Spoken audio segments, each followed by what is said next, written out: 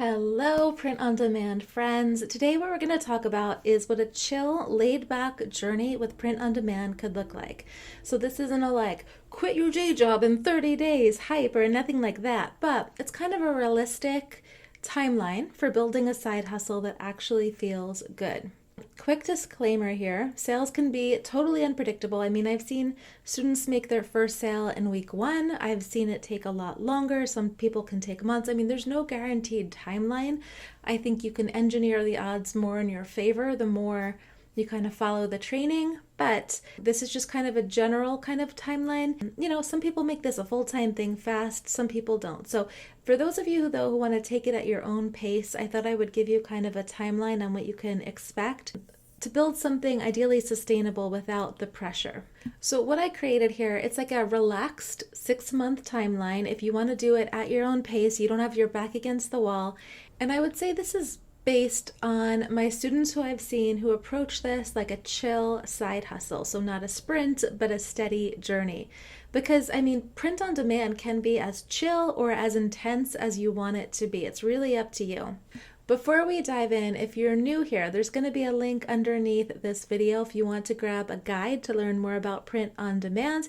It'll help you kind of see some of the common pitfalls and things right away. Let's go through and break down kind of what this journey typically looks like when you are taking the pressure off and you're just letting things flow. This is my second video here in a row. I'm batching my videos again where I've tried to make a fun little presentation. I think I have some fun little graphics. See what I did here? Month 1, getting your feet wet. Ba-dum-bum.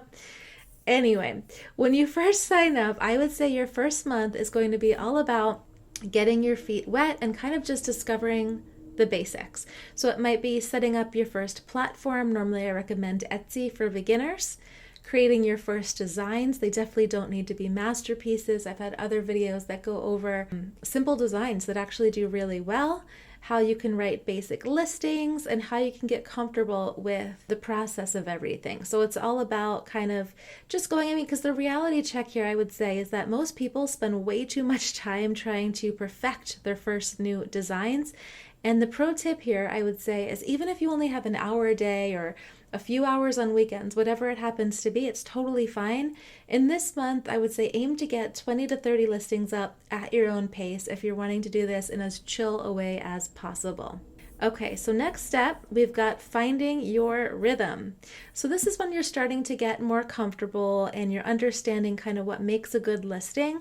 So here you might want to try different niches. If you're inside Low Hanging System, we've got that master list with tons of niches that you can get into. You might see your first sale here. No pressure if you haven't. You might have gotten it month 1. No, either way. Definitely people here would start to get antsy about results usually. And remember here, you're building a foundation for long-term success. If you've only put a couple hours into it, you might get a sale, you might not yet. It just depends if you want to go guns blazing or you just want to make this kind of a chill thing. You know, while you're watching TV, you make designs, or instead of Netflix or something. It just depends on your approach. But I would say either way here, you want to focus on consistency over quantity, and even a few listings a week could add up over time. Now, I don't want to say it's going to take you a few months to make your sales, but it really just depends how you want to approach it. I definitely think you need to add more designs in order to engineer the odds in your favor. And if you're wanting to keep things just super chill, that's cool. Just don't expect, I guess, miracles.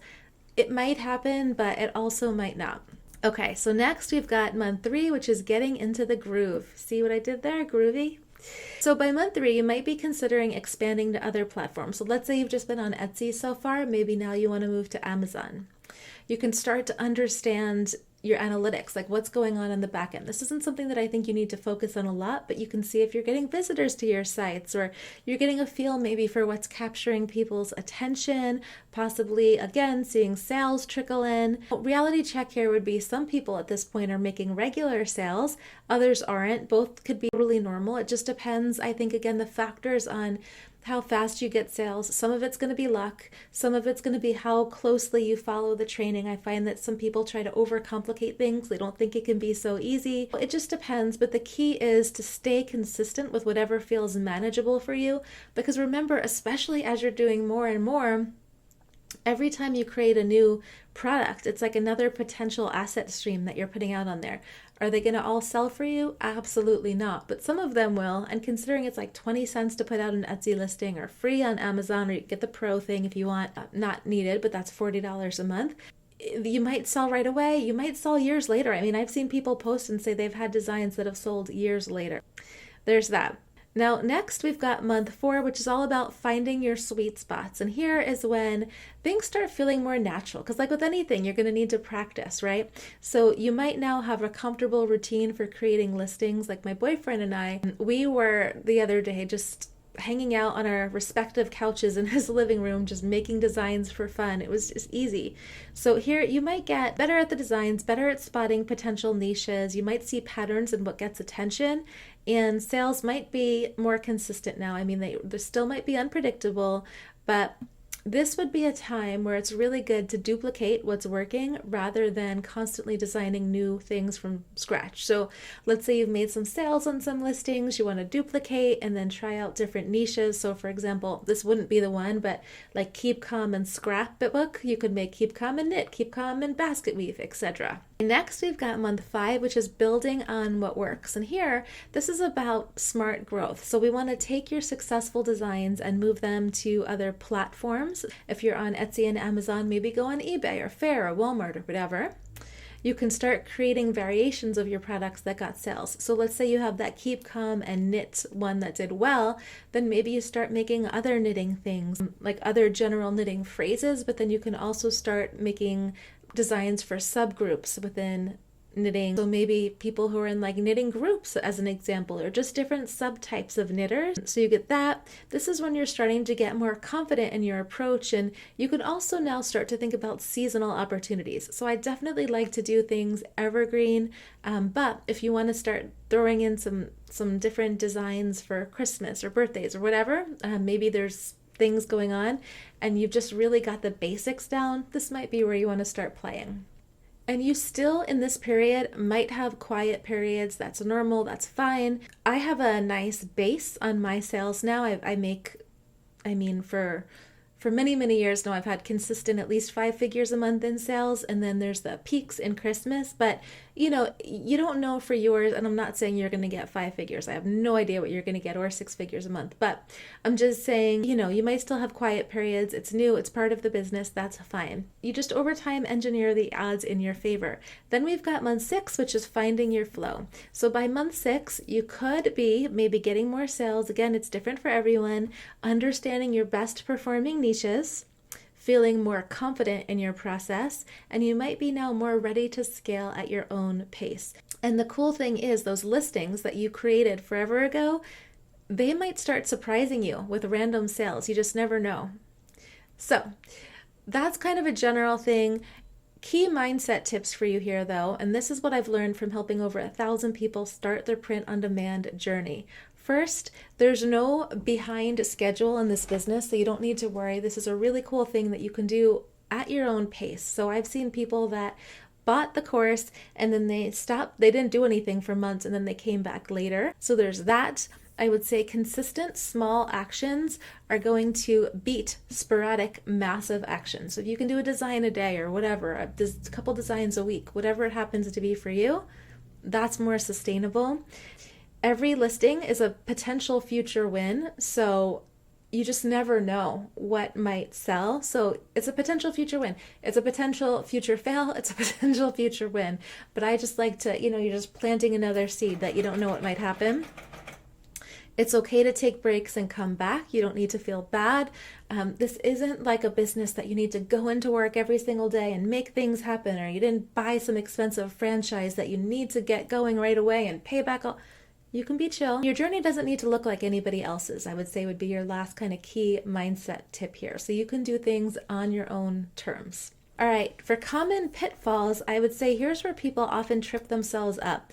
First, comparing your progress to others doesn't really work. Yes, there are going to be people that make faster sales than you, but they might have more time to dedicate, or maybe they just got lucky or whatever. I would just focus on yourself, focus on making more designs, asking questions if you're inside the group to make sure that you have what you need. Another common pitfall is thinking that you need perfect designs. You absolutely do not. In fact, I would say you want to go for quantity over quality, because you just never know. And as long as you're keeping things simple that people might like laugh at, that's great. I see people getting discouraged by slow periods. Please don't. It's okay if it's going to be slow. Listen, if you want to go for a business model that is high reward but high risk, that's one thing.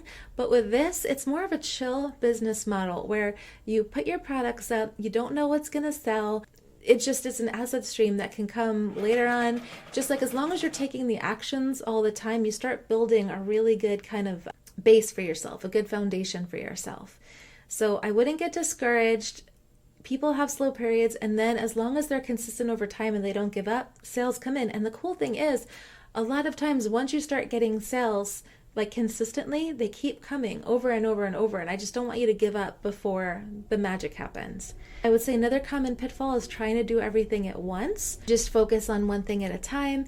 And don't forget that this is a marathon, not a sprint. We've got people, like I said, that took a long time to get things done. But as long as you get them done, I mean, even just knowing that you're creating these potential asset streams, knowing that you're doing something to better your future, knowing that you're doing something that is like positive for yourself, that's a huge win too. And I think you should count that as well towards these wins.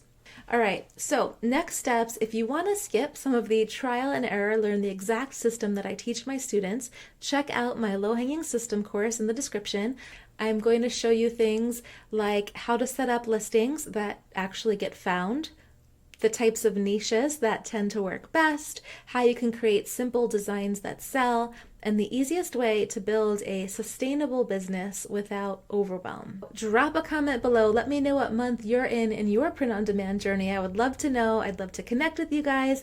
And if you are not yet in Low-Hanging System, again, link underneath the description. Sign up. All right, talk to you on the next one.